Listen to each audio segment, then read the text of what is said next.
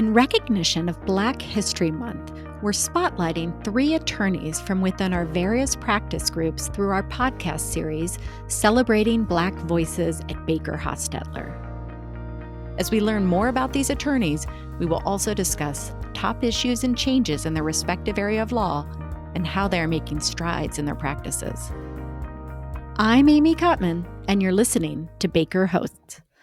On today's episode of Celebrating Black Voices at BakerHostetler, our guest is Ava Claypool. Ava is an associate in our Los Angeles office in our Labor and Employment Practice Group and is also a member of the Black Affinity Group.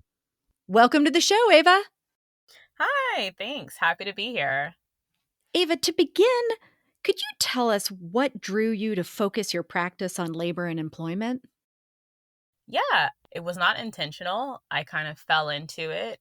We had a happy hour event at the LA office, and after a few drinks, it was me and a couple partners and associates, and I was explaining to this partner, Sharif Farag, that I'm busy, but I could be busier. I'm willing to take on more work. And he's like, well, I'm in labor and employment.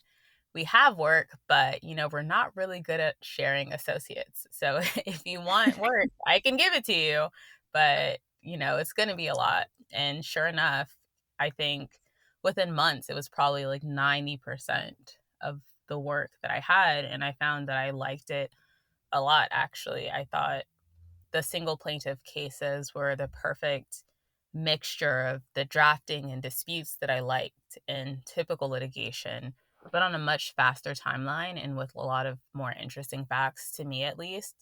And so within the next 6 months to a year, I fully transitioned into the labor and employment practice group. So fully because of Mr. Farag. What a good story. Yeah.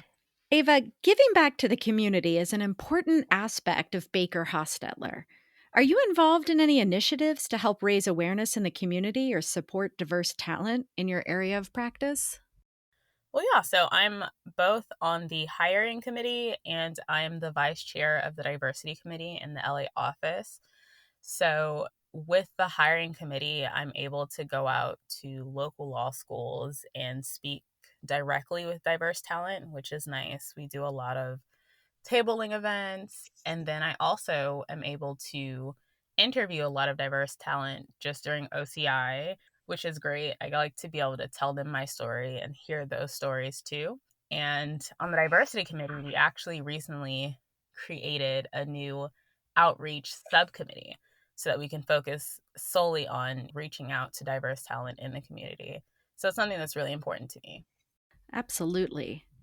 Mentorship is a key part of professional development in a law firm. What do you see as the primary benefits of a mentor mentee relationship?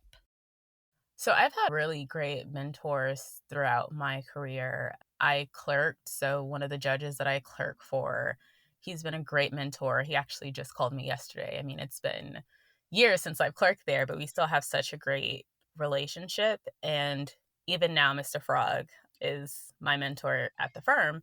And I think for me, as a first generation lawyer, I didn't meet a lawyer until college. And so you create these images of successful people in your head, these people that you want to be like, but having them as mentors really humanizes the success to me and just gives you a vision of not the image you created, but what it really looks like to be a lawyer or to be a judge or to be a partner.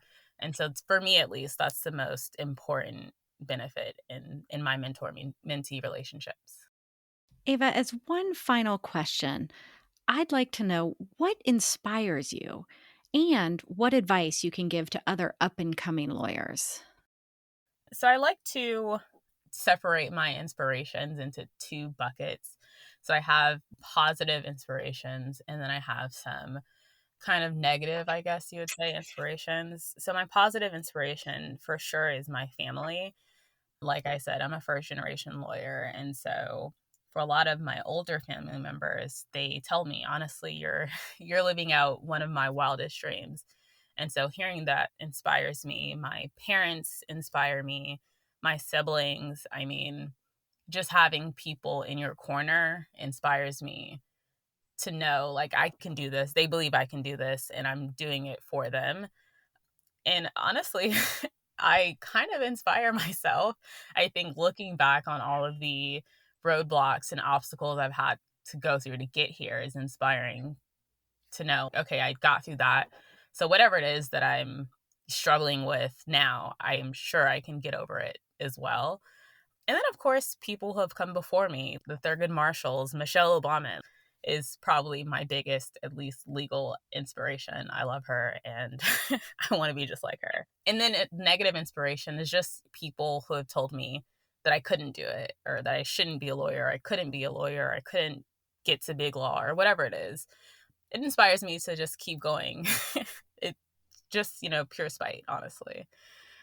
So to the last part of your question, what would I tell up and coming lawyers? Just to keep working. People are going to tell you what is difficult or what you shouldn't do. But I think you know what you want. And as long as you know what you want and you have pretty strong set intentions, you can really get there.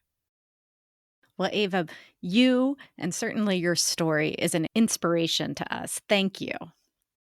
Thank you. Thank you for having me. If you have any questions for Ava, her contact information is in the show notes. As always, thanks for listening to Baker Hosts. Comments heard on Baker Hosts are for informational purposes and should not be construed as legal advice regarding any specific facts or circumstances. Listeners should not act upon the information provided on Baker Hosts without first consulting with a lawyer directly. The opinions expressed on Baker Hosts are those of participants appearing on the program and do not necessarily reflect those of the firm. For more information about our practices and experience, please visit bakerlaw.com.